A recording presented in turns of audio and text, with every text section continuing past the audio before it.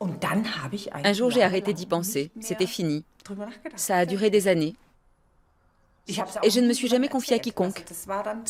Terminé, sujet clos.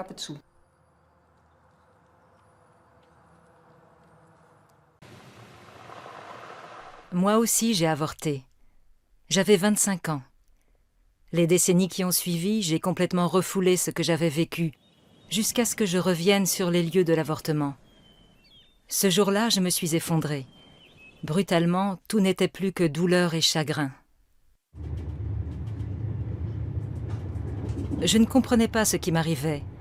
J'ai tenté de me rapprocher de femmes ayant subi la même épreuve, mais je me suis heurtée à un mur de silence.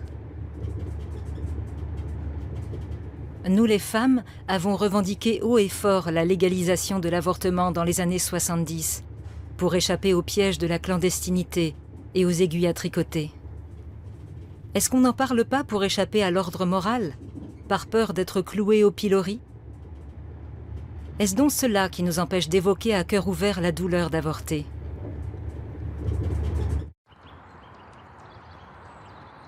Je suis une enfant des années 60. Née en 69, j'ai grandi au Danemark. Là-bas, la notion de liberté est plus marquée.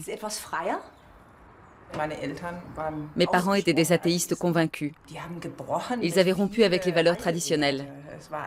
À cette époque-là, on en voyait volontiers valser les principes établis.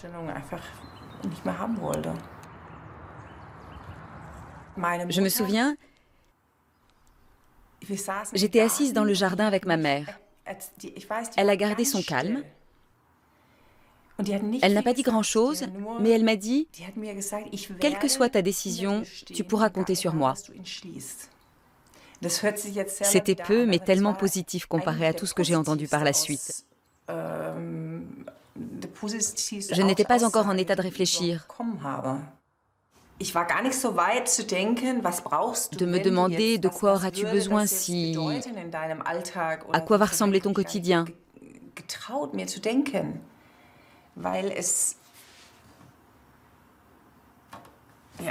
Je n'osais même pas me poser la question.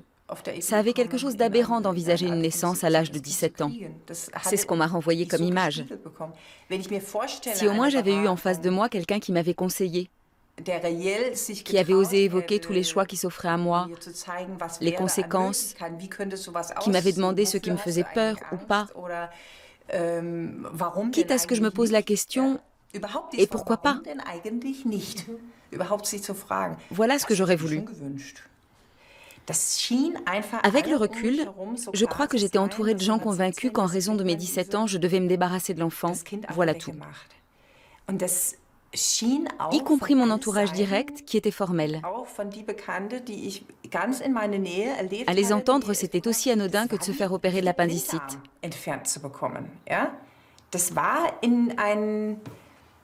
Un acte chirurgical, tout ce qu'il y a de plus banal. Ils avaient tous l'air de trouver ça parfaitement normal d'avorter. Tu crois que l'un d'entre eux a seulement songé à me demander « Et toi, qu'est-ce que ça te fait ?» Penses-tu, c'est comme si j'avais fait tout un cinéma pour ne pas me faire opérer de l'appendicite. Tu ne t'attends pas à ce qu'on te demande ensuite « Ça te fait quoi de savoir que tu n'as plus d'appendice ?»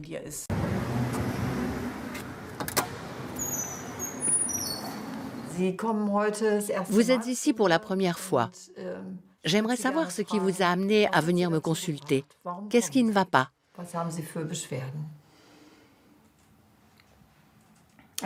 J'ai subi un avortement quand j'avais 18 ans. Cela remonte à plusieurs années. J'ai manqué d'espace pour pouvoir exprimer ce que je ressentais, comment je le vivais. Je pensais que ce manque s'était résorbé, mais je sens que je n'en ai pas fini avec ça. Cela me travaille. Tout ce dont je me souviens, c'est de mon réveil à l'hôpital.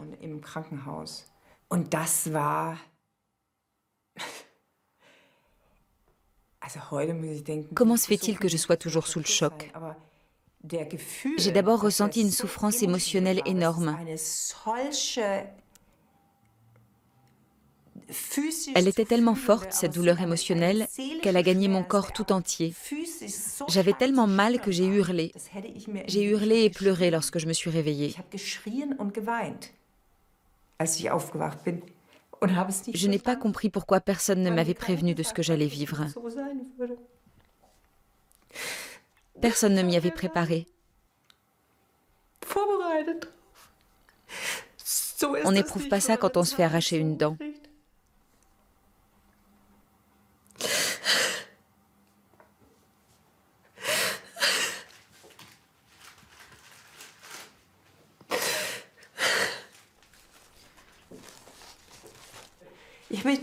Je n'ai pas osé en parler. Je pensais que ce n'était pas normal d'être aussi chamboulée, que je déraillais.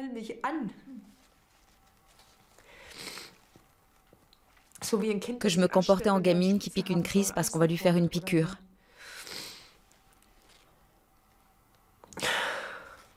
Reste la douleur persistante. C'est comme ça. Et en plus, je m'en suis rendu compte hier, une certaine colère, je pense. Ma fille, tu peux avoir 500 enfants si tu veux, mais cet enfant-là, tu ne l'auras jamais.